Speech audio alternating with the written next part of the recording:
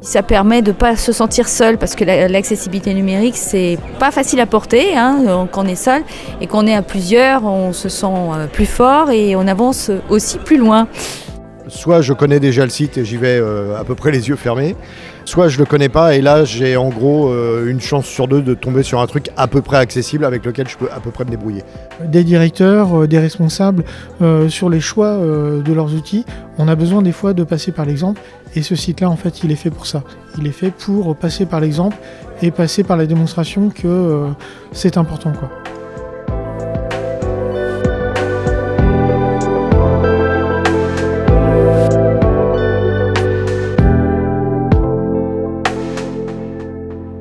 Bonjour à toutes, bonjour à tous et bienvenue dans ce nouvel épisode de Capsule Design du podcast Salut les designers par l'agence LunaWeb. Je suis Alexandre, développeur front-end, et aujourd'hui, je vous emmène découvrir A11Y West, un événement important pour tous les professionnels sensibles aux thématiques d'accessibilité. Organisé par l'association A11Y France et hébergé par l'INRIA sur le campus de Beaulieu le 31 mars dernier, l'événement proposait au public des conférences, des témoignages, des ateliers et des expériences immersives. Une occasion pour une partie de l'équipe de LunaWeb présente sur place de continuer à se sensibiliser et à pleinement prendre conscience des problématiques d'accessibilité au quotidien. Allez, direction le campus de l'Université de Rennes pour une journée dédiée à l'accessibilité. Station Beaulieu Université, accès campus de Beaulieu.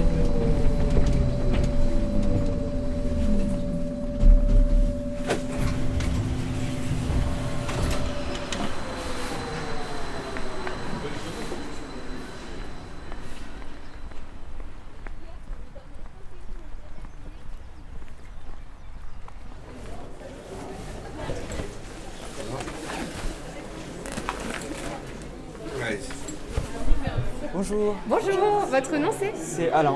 Alain, Juste là. Alexandre. Très bien. Allez, Merci beaucoup. vous venez tous dans l'ordre. ça va Deuxième être Ah. La formatrice était très accessible. Comment développe-t-on des solutions accessibles ? À quoi ressemble la navigation avec lecteur d'écran ? Quel impact le RGWA a-t-il eu depuis sa mise en place ? Tant de questions qui ont rythmé le riche programme de A11Y West.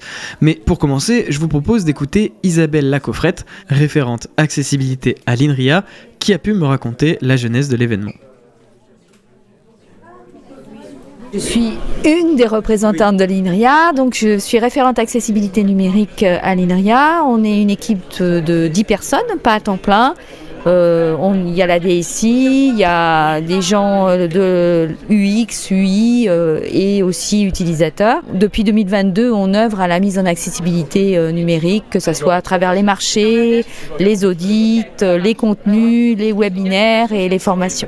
Alors cet événement, d'abord il y a A11Y Paris qui existe, qui est l'association qui s'occupe de l'événement tous les ans.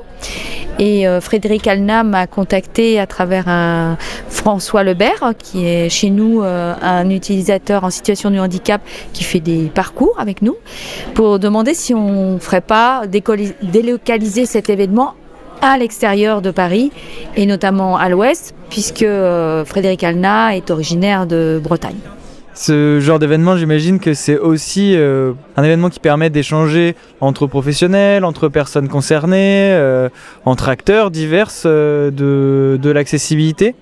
Oui, et puis ça permet de ne pas se sentir seul parce que l'accessibilité numérique, c'est pas facile à porter quand on est seul, et quand on est à plusieurs, on se sent plus fort et on avance aussi plus loin.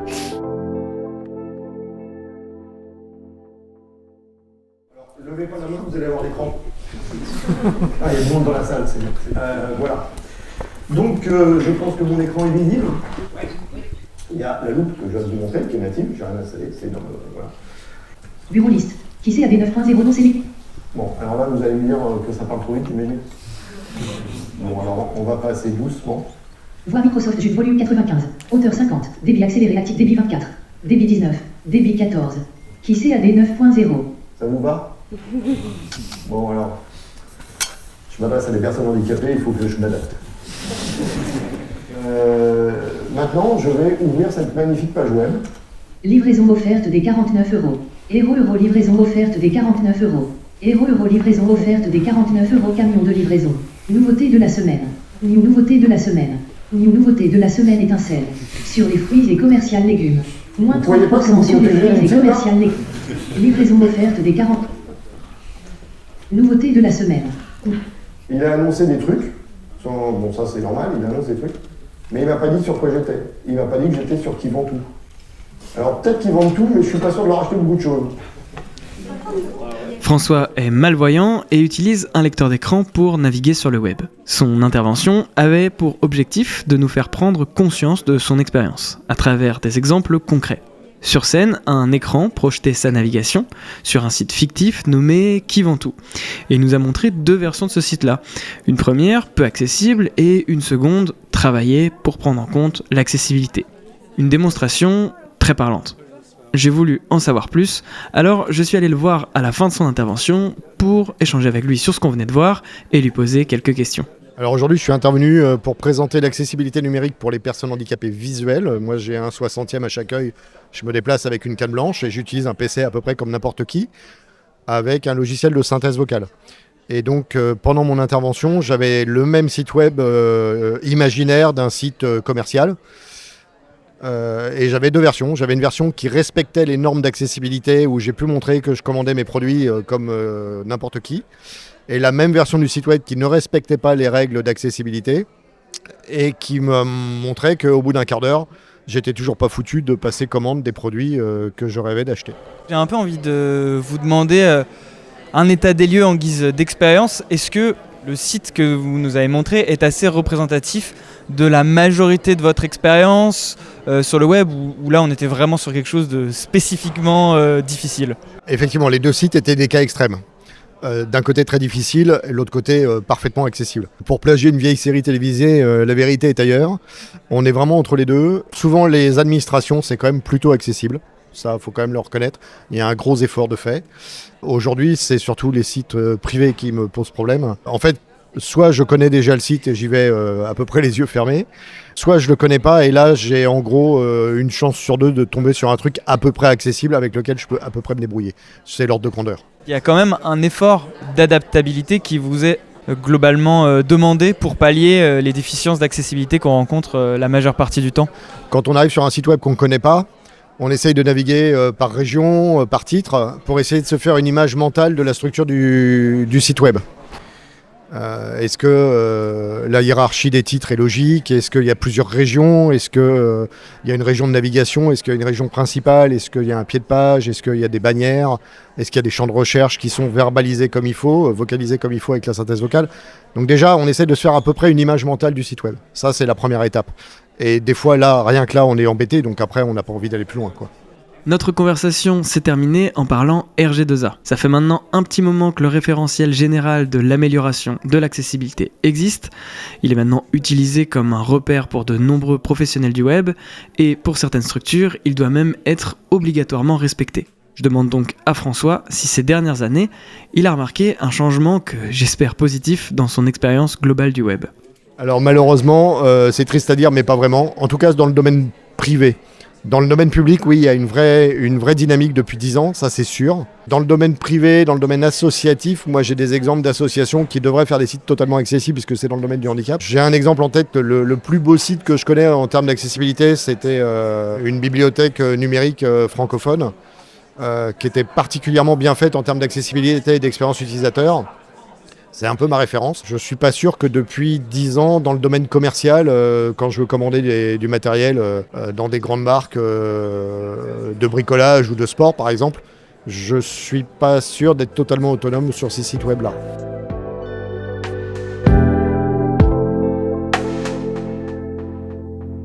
Ces conclusions peu réjouissantes montrent quand même l'importance d'événements comme A11Y West pour prendre conscience des enjeux et améliorer l'expérience web de toutes et tous. Et justement, pour prendre conscience d'une expérience web difficile et peu adaptée, avec Arnaud, Johan et Justine, on s'est inscrit à l'escape game Totally Lost, proposé par Orange. L'objectif, expérimenter de manière ludique les défis des personnes en situation de handicap sur le numérique.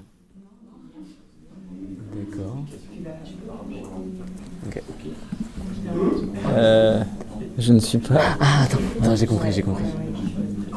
Ah non, je ne suis pas un lien.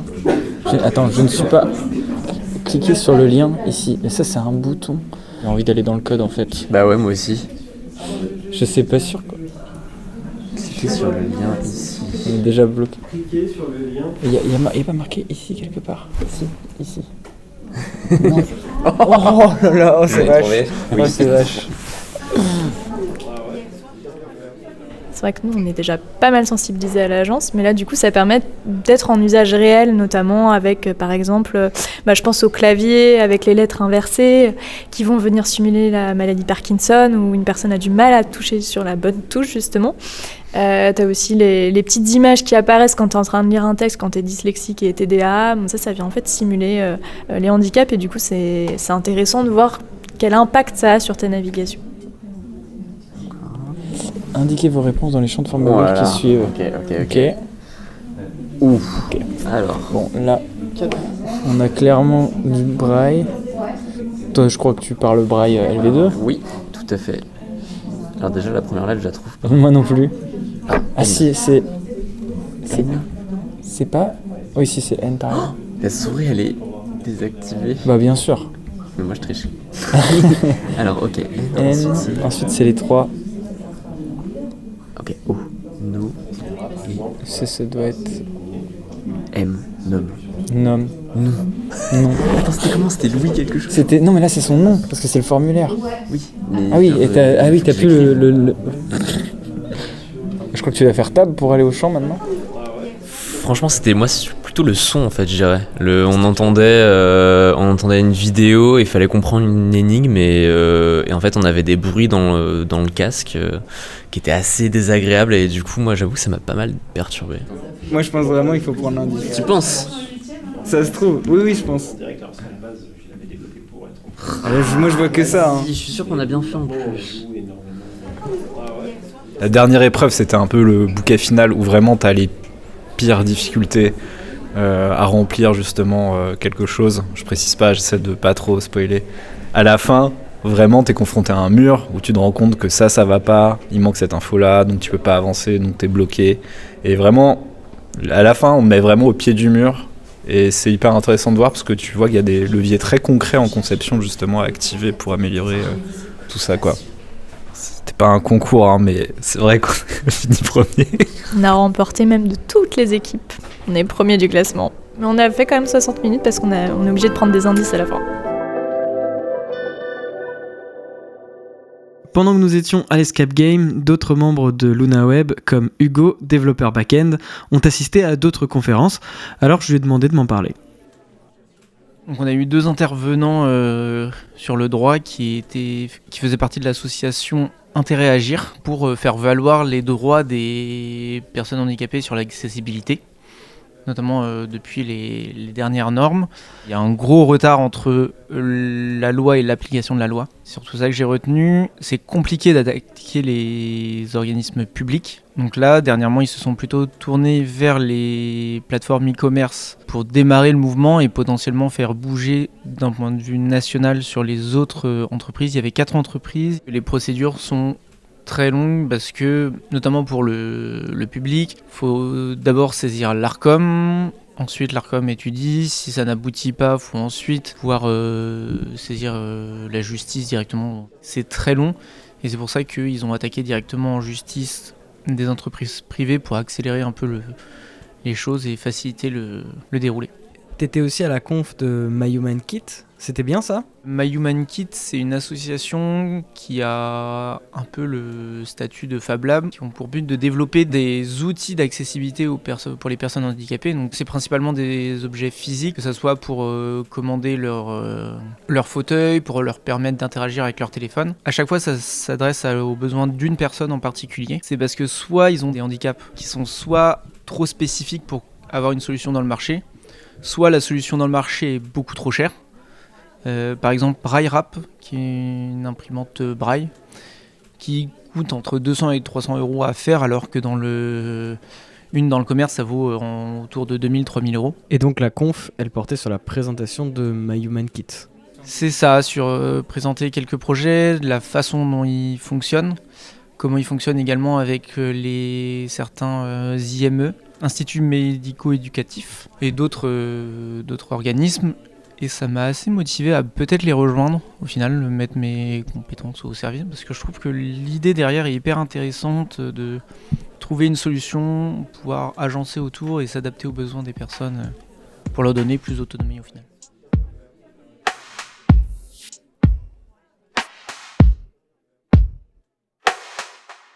L'après-midi, entre deux conférences, j'en profite pour aller découvrir un écran interactif installé dans les couloirs de l'INRIA.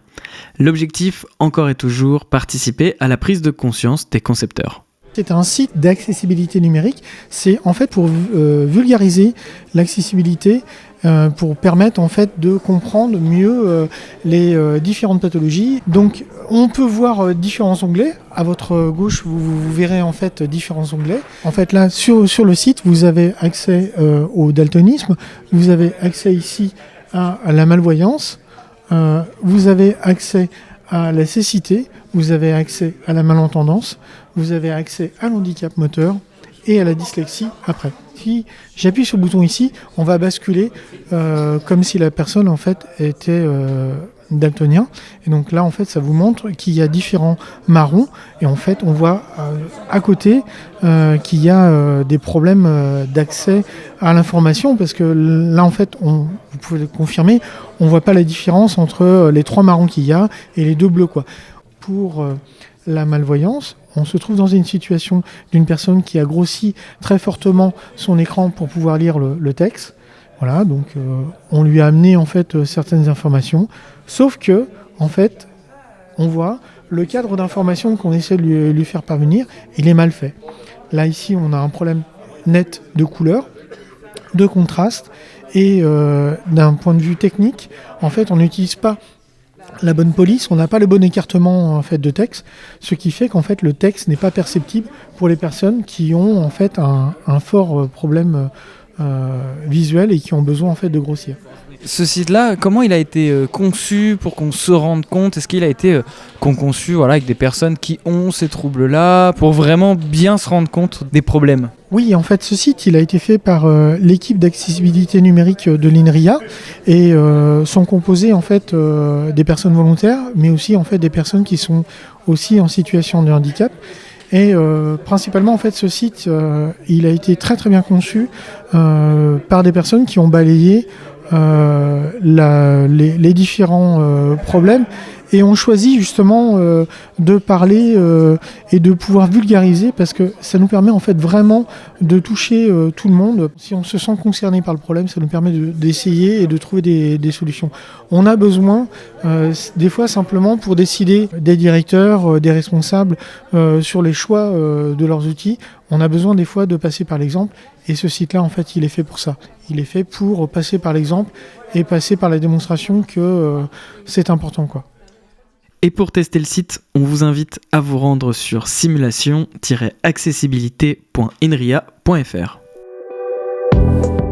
Voilà qui clôt ce petit tour d'horizon d'A11Y West. On espère que cet épisode, un peu différent de d'habitude, vous aura plu et qu'il vous aura donné un aperçu de la richesse de cet événement. Et peut-être, pourquoi pas, l'envie de vous rendre au prochain. Un grand merci à celles et ceux qui ont accepté de répondre à nos questions. Comme d'habitude, n'hésitez pas à vous abonner à la newsletter du podcast pour retrouver l'ensemble des ressources de nos épisodes, les tips et les conseils de nos invités. C'est sur le site salutlesdesigners.lunaweb.fr que ça se passe. À bientôt pour un nouvel épisode.